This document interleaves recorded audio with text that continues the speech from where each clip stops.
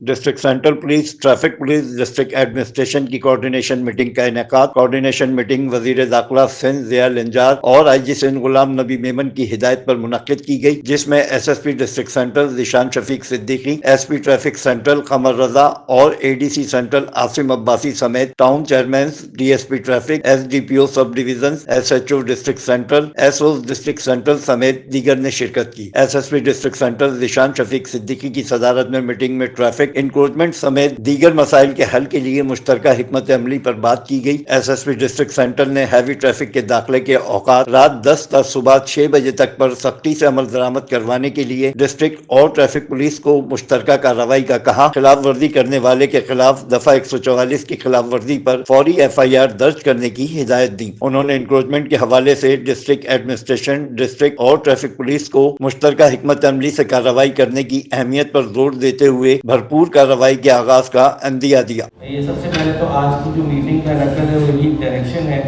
جو یہاں پہ کی جا رہی ہے، اس پہ ہم نے عمل کیا ہے۔